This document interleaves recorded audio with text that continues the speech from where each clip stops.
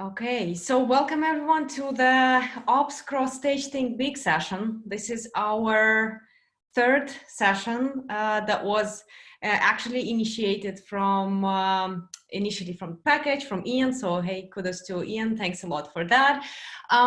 We are experimenting with running these sessions in order to bring some alignment and catch up and give birth to some new ideas that are related to the cross stage in ops.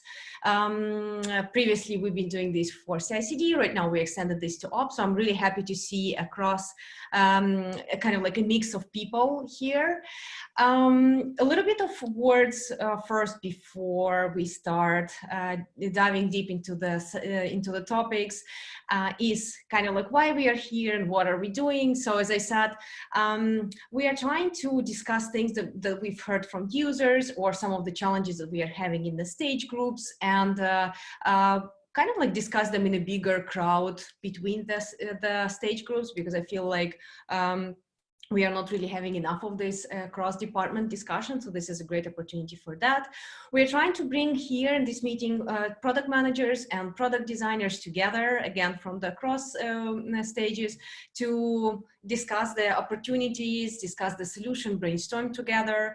And we're doing this monthly, and we are trying to kind of like give this opportunity for people to lead some of the ideas going forward. And what we are trying to have as a result from these sessions is issues that would lead the solutions, and issues that would describe some of those nice ideas that we would be having coming out of these sessions. We're also having the ThinkBIG label created specifically for these issues. So please add this label to any ideas that are coming out from this session so we can track them for the later success. And we are also constantly working to improve the session. So there is a retrospective link later, but I will mention that also at the end.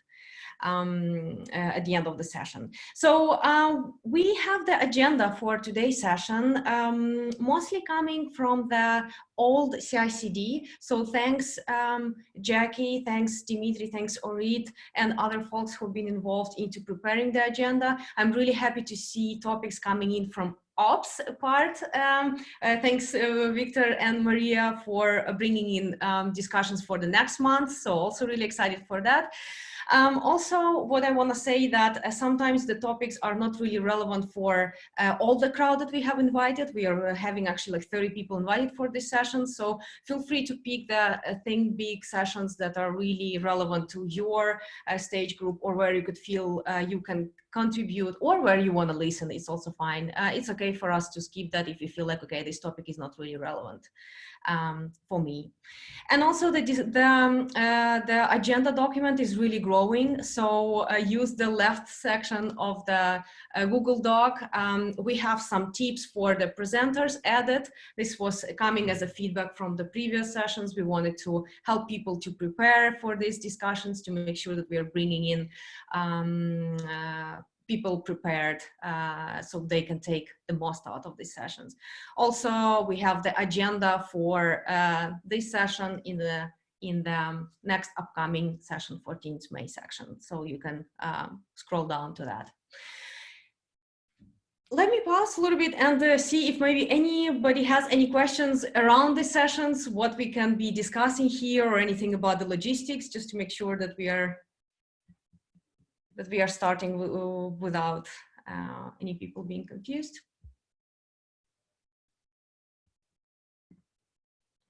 Seems like no questions then. Cool. Our first topic is going to be coming from well, actually a mix, but initiated by the release management, I would say, and myself a little bit. Jackie, I would like to invite you to talk about the environment variables topic. Sure. So there's a couple of different projects going on right now that touch variables in general, not really environment variables. The environment variables is a piece I care about because that is directly related to release orchestration. But CI variables are the greater concept of CI/CD variables inside of GitLab. So CI/CD variables span progressive delivery, release management, and verify, in that CI variables are used to execute jobs in a pipeline. When we start looking at more finer grained nuances, secrets are CI/CD variables today. In the future, we're learning from customers that they would like to see a separation in the GitLab UI of secrets from CI/CD variables, because typically they're managed and treated by different teams in different ways, and there's different expectations for how secrets should be stored, rotated, and managed, as far as how logs should treat them, how they should be encrypted, the flavors of secrets being displayed inside the UI or job logs. So with all of those considerations, we have begun investigating with users that aren't interested in leveraging the HashiCorp Vault integration. What are their expectations for robust secrets management inside of GitLab natively? Another kind of tangential thing that we're also noticing, I organized our environments page and environments dashboard issues into several phases of epics yesterday.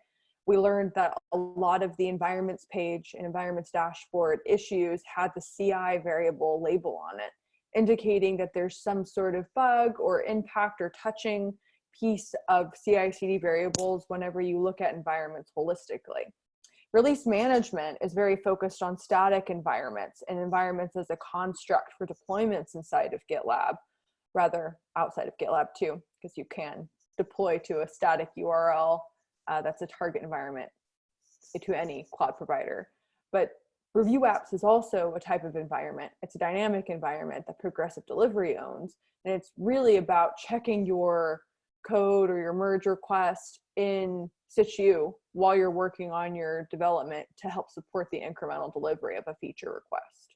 So that's kind of the lay of the land, the landscape, what I care about from a release management perspective, what Orit will care about from a progressive delivery perspective, and what Tao cares about from a Verify's perspective, and making sure that pipelines work properly with CI variables. And then Darren, your stage definitely touches variables in some cases as well, as far as how jobs are permissioned and how tokens and authentication occurs between systems and the runner. I think the think big part that we should be considering here is establishing DRIs for specific scopes, so that we know who's going to carry the torch across the line whenever an issue has a CI variable tag on it. I also think another opportunity is for us to think about, when we redesign secrets versus CI/CD variables, who should be in those conversations. Because today I'm just relying on customers that are using CI/CD variables, and I haven't investigated with any other product managers. I'm going to stop talking.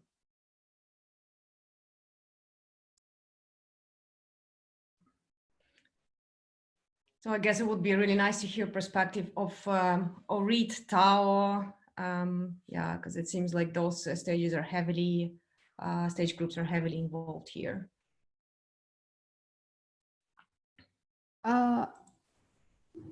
So Jackie, you said something that I just have a question about. You're saying, since there's, whenever there's anything that touches variables that could potentially impact across the different groups, that we want to have one DRI, not only coordinating that and, you know, carrying the torch for it, keeping everyone informed. Would that one DRI, by the definition of DRI, also make the decision? I mean, there are impacts from having one DRI make a decision that affects. I wasn't really thinking one DRI for the CI variables label. I was thinking create the scopes and maybe even get rid of the CI variables tag, so that we know who truly owns these issues. Because when I see CI variables tag, it misleads me and makes me believe that maybe it's somebody else's thing. And really it's not. Like it could be purely secrets management, or it could be purely environments, but it has a CI variable tag on it, and it leads me to believe that it could be owned by somebody else. And when you say tag, are you talking about our labels, you know, on our issues? I haven't seen. Okay, interesting. Do you have an? Maybe I should click through to one of your issues to see. I haven't come across, and if I have, I haven't noticed it, issues that I've looked at that has that CI variable label. Okay. I have a question related to the DRIs for, specific product areas, which is an effort currently in progress. I feel being pushed by Nadia, but there's one thing as being the DRI and pushing this effort and doing the designs and getting this thing rolling, versus who is the subject matter expert and should be included in order to be, to know if this effort is going to benefit the larger picture here. And I think you can have conceptually a DRI for both. Like there can be a DRI for the stage group that's going to, work on a part of the feature for the stage group that is going to impact, for example, environment variables. But then there's another one where we can say, all right, if you're going to work on this product specific area, then you need to at least include that person and get approval from that person in order to push a feature that touches that area. Because I think otherwise, for example, say that secret variables are always going to be pushed by CI, the CI stage group, for example.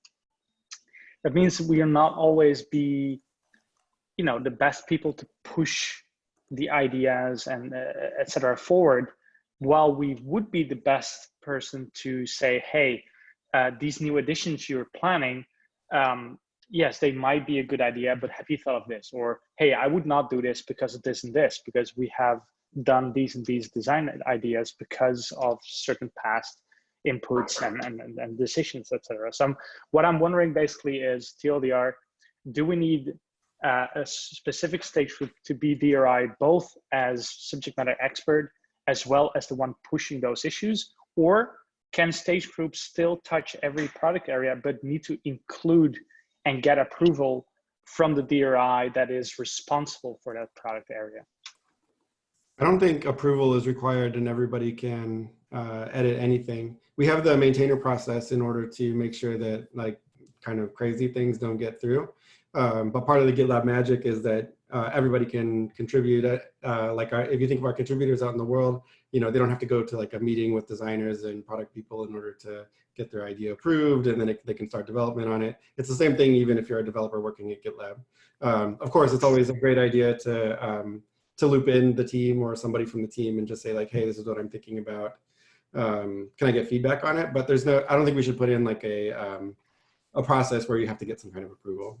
I agree with that, Jason. So that's a really good idea. I also think that my intent of having a DRI is so that I know who to coordinate with, because today I don't really know who owns what, so it makes it hard to like talk to people. But I don't think an approval process should a finding process in order to find the right people to consult with is great and super important actually. But then building an approval process on top of that is something that I wouldn't recommend.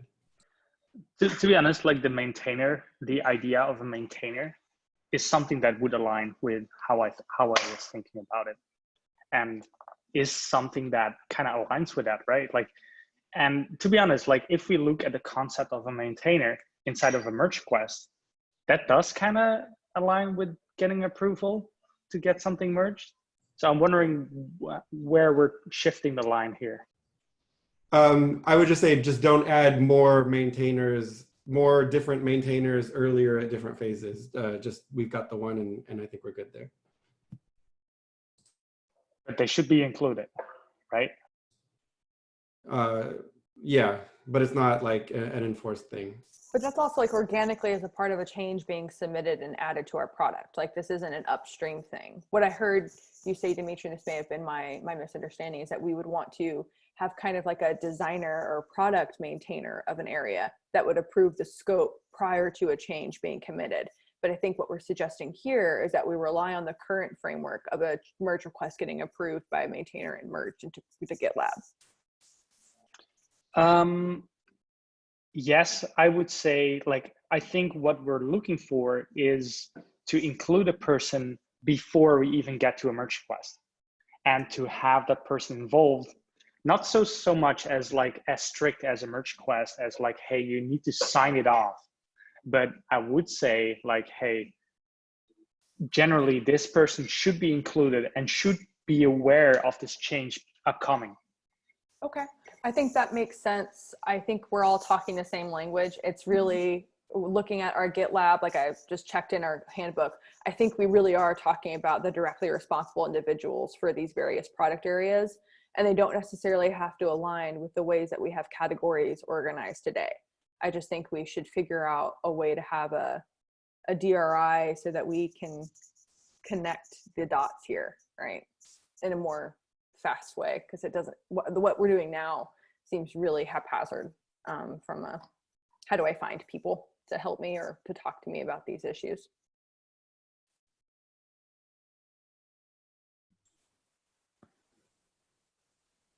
So what could be the first step for us to help defining those?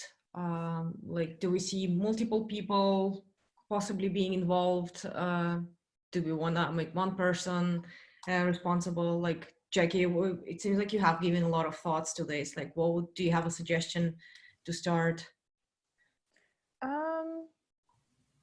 Not really a suggestion, which is kind of unlike me. Typically, I don't just point out problems and poo-poo on everything. So sorry, y'all.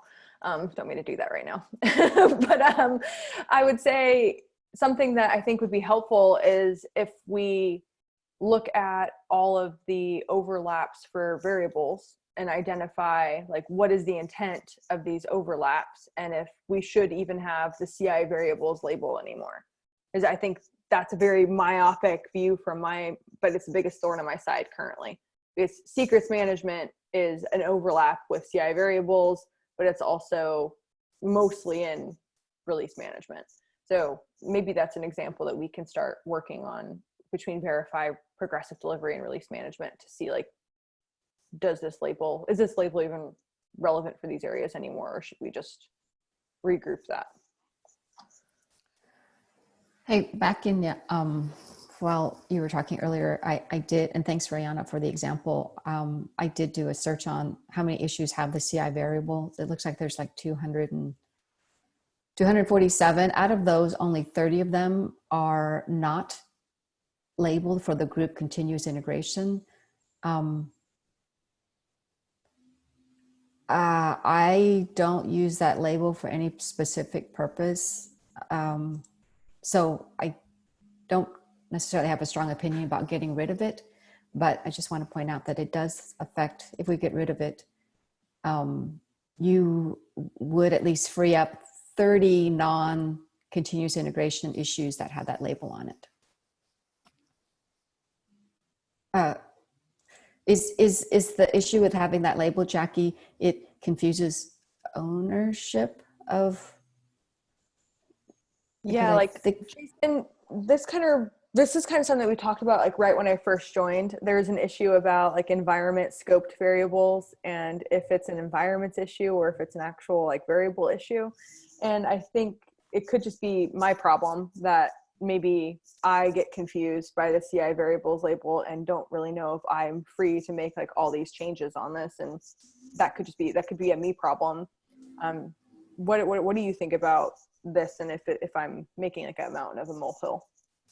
Looking back on it, if I can jump in, there's been a few of those different kind of labels, like CI variables is one of them. I think, what are some others? Like environments maybe is another one, like pipelines is another one.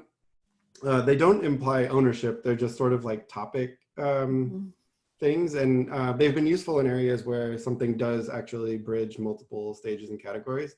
I would say the only labels that apply ownership would be the category labels, like category colon, whatever. Then that maps to a clear owner. I don't know if anybody actually cares about this CI variables label, or even really any of the other topic ones, or if they all just sort of predate, before we had the category labels, and now you would just put them in the right category label, and that would be the end of it.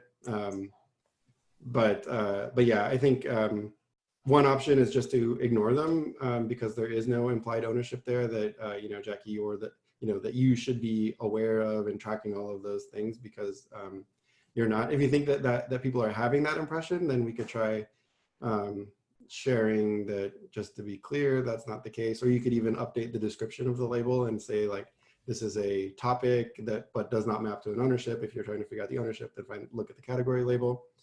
Something like that might be an option too. But really, just deleting it might also be an option. If it's 230 issues, then it really doesn't matter. We've got like 10,000 issues or 20,000 issues in the product. Right. I don't know, for myself, I never applied that label to, even though 200 of those issues are continuous integration groups issue. I haven't been applying those. So that the use of that predated me. I don't think even it know. predated me as well. Oh, okay. Yeah, I would say that, like, there's been a lot of those kind of labels that have been assigned to say like, hey, this is concerning variables, this is concerning environments, this is concerning the merge quest widget, this is concerning the merge quest page. There's just no process for these labels. But I do think personally, I do think there's value in being able to group issues by these kind of topics. And as we have those labels already in place, personally, I would advise for not throwing that value away, but creating a process and getting something like topics issues involved. And then we can assign ownership of those topics labels to category labels in order to assign like, hey, people from that stage group who own those categories, which those topics belong to, should be at least involved in those discussions. Orit, I've seen that you joined. Do you have a perspective here while we still have a few minutes for this topic? Like, what would be your preference? I joined too late to have to weigh in and say anything. Maybe if we find the people who use them, we can ask them what they want them for. And maybe one of them would be interested in owning them and managing them in some way. But I don't think they're part of the product process currently is what's been identified and what's actually true. How do you go about finding users that have been applying a certain label? You just have to open a few and look at the history. Oh, okay. So I'm doing right now. I feel like a creep. Jackie, so would you be open to help here with like doing a little investigation, maybe continuing this discussion in an issue and seeing, like maybe proposing a solution to remove the label, or I feel like the other person here that cares most about this is Dimitrie. So I think him and I will take this forward and we'll build something that makes a lot of sense, whether that is rebranding this label so it means something for this audience since this predated, or creating the process that he mentioned. I have no problem owning that.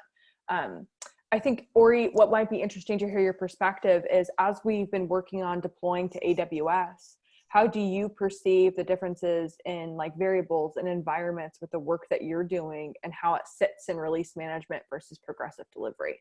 Do you feel like there's something wrong in how we have scope split there, or is there ownership that you think we should be sharing more? People have been using the specific AWS environment variables even before we started this whole deployment to AWS. So I really don't think that it's such a big deal. We have worked on, specifically in progressive delivery, on typed AWS variables. And while I think it's great, I think it's a bad practice. I think we shouldn't keep secrets in environment variables. And once you get integration with Vault and others, I think it makes sense to move it there. We just need a nice way to read it. That's what Some users won't want to use Vault though, like HashiCorp Vault. So we're looking at breaking up secrets and CI/CD variables from the CI/CD variables archetype today anyways. Yeah, so the way that AWS variables work, it's basically things that need to be like tokens, and you don't want people to read them. So when I think of them, it's more of secrets. And Vault was just an example. During our research, we found out that people were using AWS tools like AWS Key Store, yeah. And people were using them in Kubernetes secret objects. So I just need to read them somehow. I don't really, I care where they're stored because that's how I'm gonna read them. But I don't think, from everyone that we interviewed, no one was using the environment variables. As in they don't even have like a reference variable inside of the CI/CD variables in GitLab to then assign that secret? Let me be more specific. They weren't using AWS variables as CI/CD environment variables. They were using all these other methods. Vault was not one of them, which was also really interesting. Yeah. They were using the AWS ones and the Kubernetes secret objects. But they didn't have like a custom variable inside of GitLab. I didn't say that. They didn't go through the whole, here's everything that in my pipeline. I just asked them about their specific deployment to AWS, and that was not used with environment variables. Again, we interviewed between 8 to 10 people, which isn't a huge amount of people. So there's definitely a valid use case for environment variables, because we've been getting feedback about on the templates and the type variables as well. So people are using it. So I don't know, it goes every way. Every choice is right or wrong. We are a little bit out of time. I want to make sure that we have the time for the second topic as well. Jackie, you wanted to finalize with something? Yeah, I just wanted to cover off into action items. I think what I'm learning is we just need a better way to distinguish who owns what, and then we'll be relying on the change being merged as a maintainer review process rather than a lot of, upstream approval work. So that's it. Awesome. So what are some call to actions that we could, that people on this call can help you doing to solve, to get further with this? I'm just going to work with Dimitrie on the process side of it, and then we'll roll something out with the team as a pilot. Amazing. Nadia, do you think this can be seen as a continuation of the work you have been pushing for product area DRIs? Yeah, I'm seeing the dependency there, so I could join you and Jackie to add that as well there. It's all related to finding the people who own certain, who are the DRIs for certain functionality. So yeah, I definitely see the overlap there. Yeah, I added in a comment with a link to your merge request where I proposed a similar thing as I said in this topic. So I think we can use those issues and merge requests to push this through, Jackie. Awesome. Yeah. Thanks a lot. And thanks everyone for the thoughts. We're gonna keep everyone involved who need. All right. It's time. And Dimitri, your topic was second. I want to make sure that we have also sufficient time to talk over that. Yeah, thank you. So let me give a brief introduction. Across various stage groups, I have received feedback that there have been thoughts around specific pipelines for specific uses of our product. So say, for example, security, a specific security pipeline. Also from release and in terms of like progressive delivery, there have been ideas floating around. I'm not stating how, feasible they really are and if it's a good idea, yes or no, but I think it is a very valuable topic to discuss cross-functionally and to see like, hey, what is the, how far does this idea reach? Because from the beginning on, when we got CI to GitLab, we've been building on our, upon our GitLab CI YAML and our pipeline visualization, and there's everyone goes into there, but the product is grown so large that there might be use cases for a more dedicated pipeline view or some subset of the pipeline that gets highlighted in a subtle way that improves the user experience based on specific personas. And Hayana came to me in a one-on-one which we had with a question from Camelia from security that had some questions around that. I linked the questions or the issue inside here, should be here. And also an issue created by Orit with an idea for potential of that for progressive delivery. I think the first thing to, complete this intro would be to give the word to Camelia and let her take the word and say something about like what the idea was in terms from a security perspective on this. Yeah, I think like I will share my screen. Like I think visually it's easier to share like the concept that's related with security and the pipeline.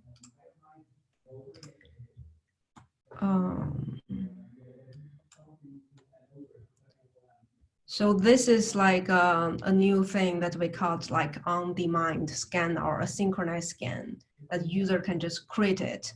It's could be similar to create a pipeline. And for the MVC, we use the concept of run the scan inside the pipeline. But in the future, we probably want to detach it from pipeline because we think the idea of running a security test is not exactly the same that people think to build a pipeline. And the reason is if user create it and see it and check on details, if like then a pipeline will create it and there is no commit. So all the pipeline created will have a commit, but for the security scan it created, it doesn't have a commit. So we might like at the beginning just thinking about, okay, add a label there to tell this is special job that runs in context of security, and then like show the results under the security tab, which we currently have when the security job is in part of like the pipeline which triggered the back commit. But in the future, we do want to differentiate if this security job is part of pipeline, is inside the pipeline. In the future, if it's not a pipeline, it shouldn't be a pipeline. And this is like the first very practical question related to this MVC, that is appropriate to do something like that, or should we do something to hide this one? And it also leads to a bigger question that is linked in this issue here, that we don't know that why a security specialist will come to a pipeline under the security job to read information. We didn't have any like research done at this point, particularly in the area, to ask people, hey, when you use GitLab, do you particularly go to the pipeline view security tab to check your thing? I'm also wondering if there's something pop up in your research when you interview like target user use the pipeline manually. Do they ever mention like, oh, security thing could be like something they care about? So I think there are like kind of two questions. One is related with this MVC, and another one is more general.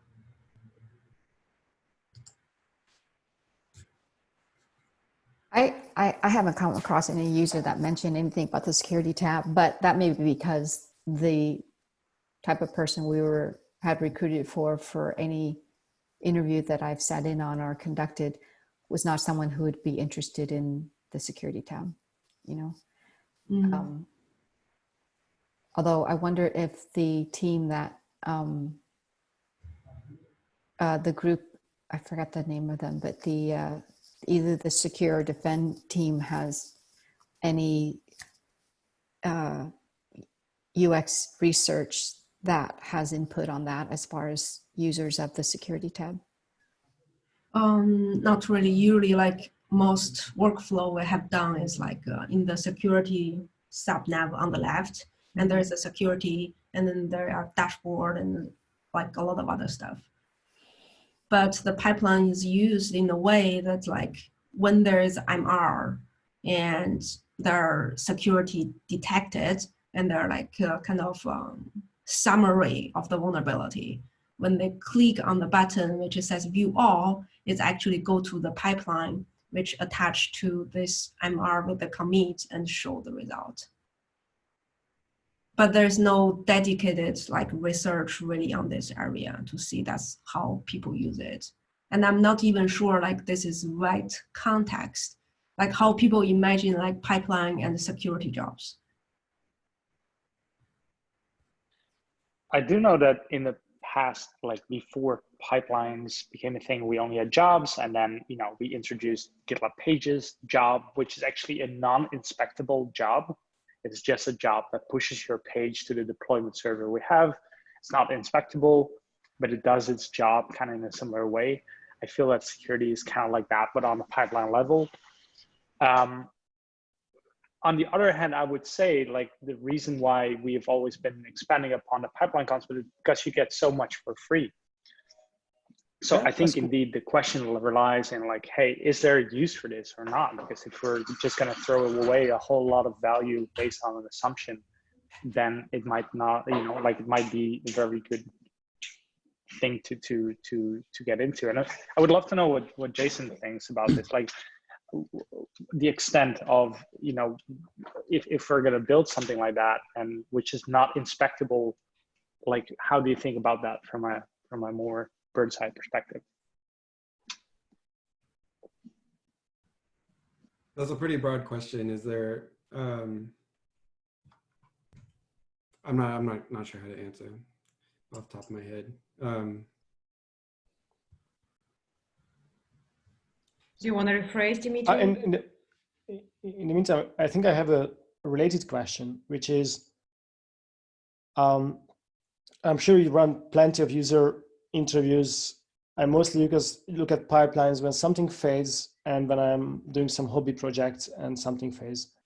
But to me, basically, pipeline is a background task that as a user of GitLab, I'm not really interested in. I'm interested in merge requests. I'm interested in saying that there is a pipeline that's green or red, but I'm not interested in the pipeline per se. This is just my personal understanding, and I don't know how the users think about the pipelines. But if this hypothesis is correct, then using this pipeline is just a perfect thing, because the pipeline is basically not a core. It's a core feature of GitLab, but not a user-focusing feature of GitLab. How to say that?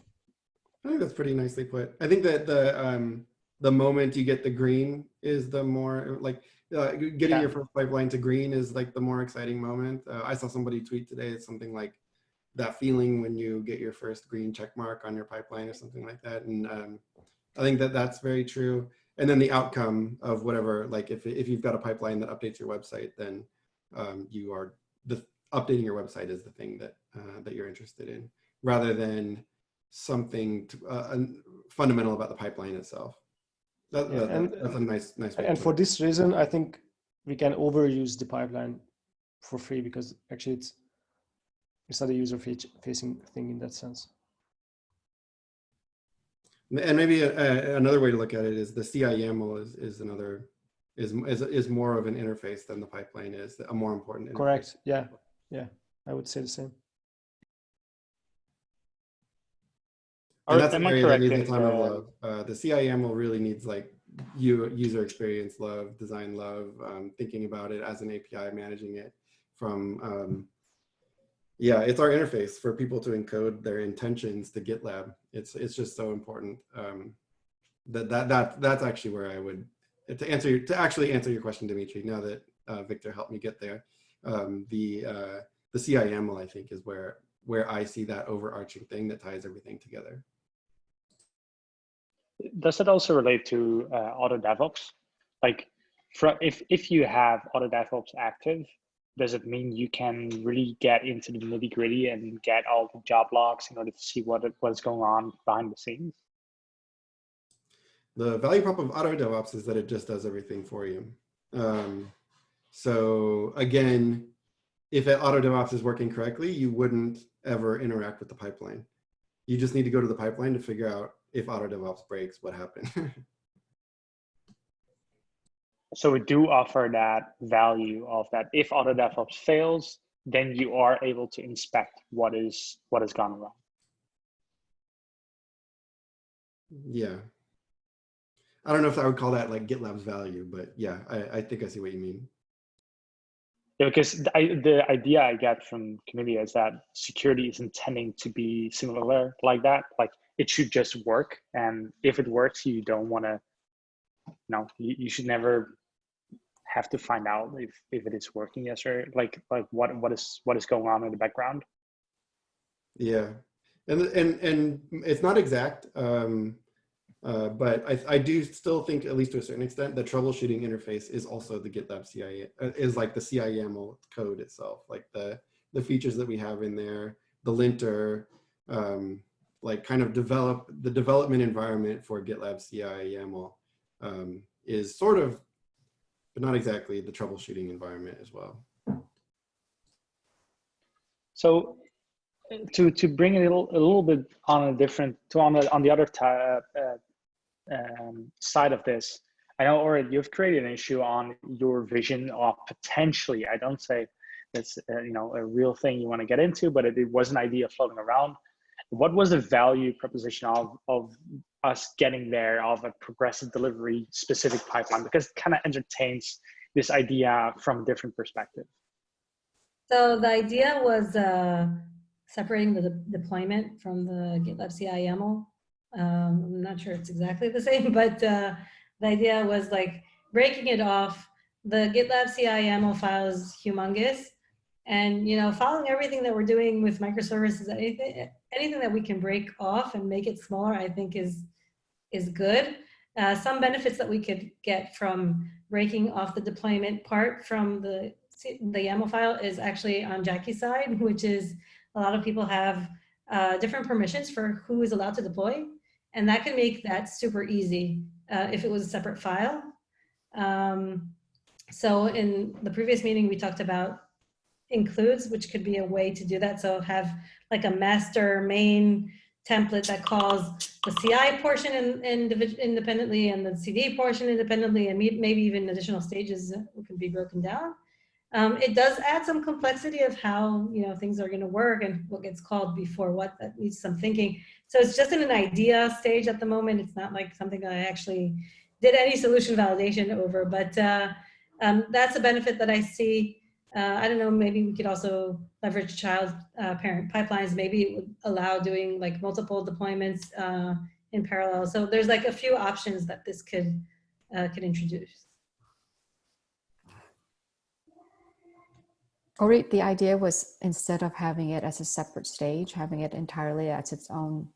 Yeah. Okay.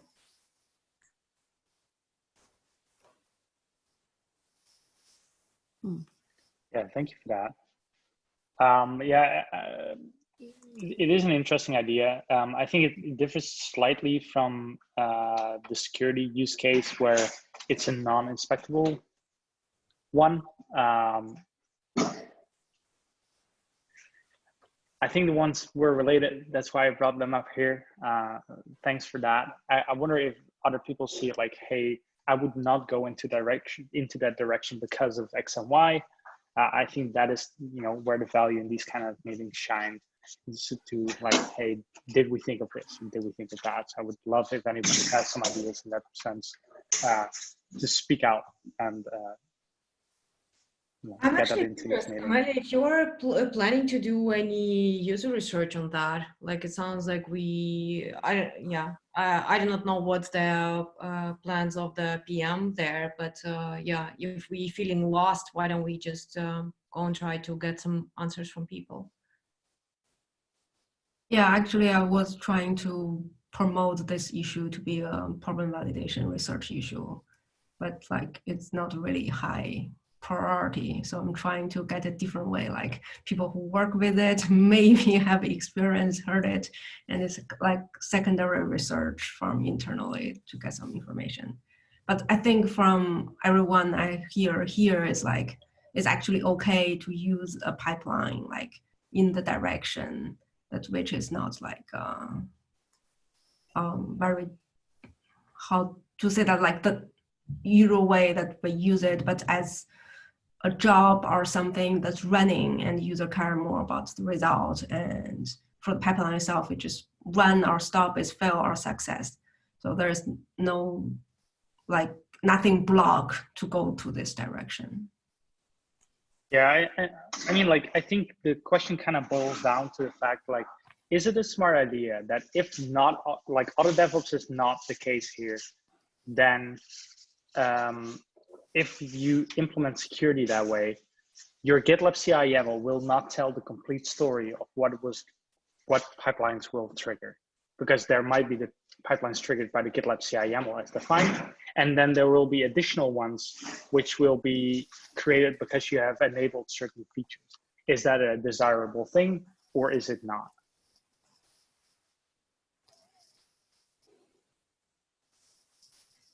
I think for our target user, like our personas, it should be okay. Like people usually don't, like they don't check pipelines. They're not like release manager or something that they will go to that page to look for something. But I also don't want to make this page overcrowded. Let's say that in the future, like there is a security specialist come here, like just immediately start 10 security results, and on the pipeline page is suddenly like 10 security pipelines, which is not like related with auto DevOps. That's like the release manager usually are like looking for.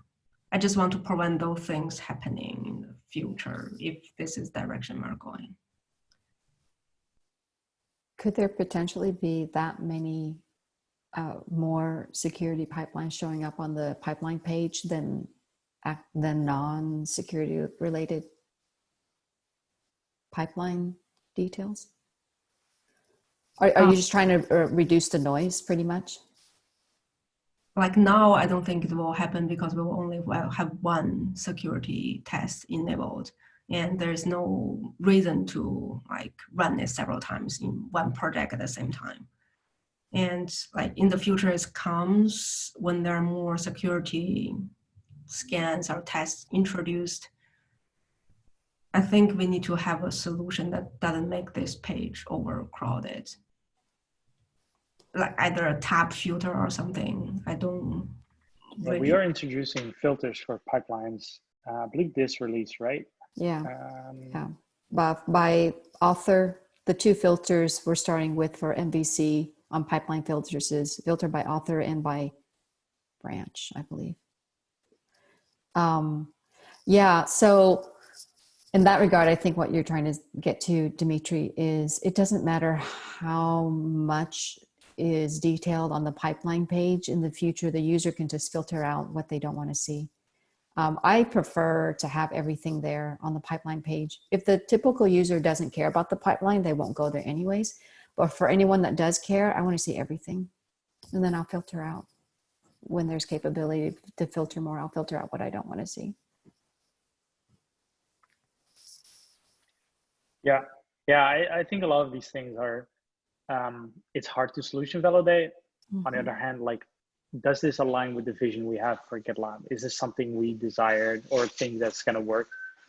We don't know. We can go one direction and say like, all right, let's try it out and see if it works. On the other hand, we can also, perhaps there are, people that say like, hey, no, this does not correspond with the bigger vision we have for CI and CD and beyond for ops, I should say in this meeting, right? And that's why I wanted to bring it up. But from my personal perspective, I would say like, hey, let's try it out and do some research where we can and go from there. But the more people who are bought into this or at least know about it, the more feedback we can get. So I think it's already been a worthwhile discussion so far. Yeah, I think Kamala, feel free to involve all of the people who have been providing feedbacks here. For some advices in the future, or we can also maybe try to find more people inside GitLab who have more opinions. But it seems like people are on the call pretty much on the same page. I hope this was a bit helpful. And if you would like to move this discussion into an issue, or there is already one actually, please tag people there so we can continue it in the discussion, as I don't want to keep people over the time. Is that okay, Kamala? Do you feel like that was a little bit helpful? Yeah, definitely. I think like I got the idea from here and I can move forward. Awesome. That's good to hear. Right, well, we are at the end of our time. I just want to thank everyone for joining. As I mentioned in the beginning of the session, if there are any issues coming out of this meeting, please apply the ThinkBIG label. We want to see how helpful these sessions are, how much value, how much outcome we are having out of this. And also there is a retrospective issue for your feedback that I left at the end of the notes for today's session. I hope this was useful. Looking forward to the future next month's session. We have already 2 topics there. And yeah, let me know if you have any ideas how we can improve this. Thanks a lot, everyone, for participating. See you next month.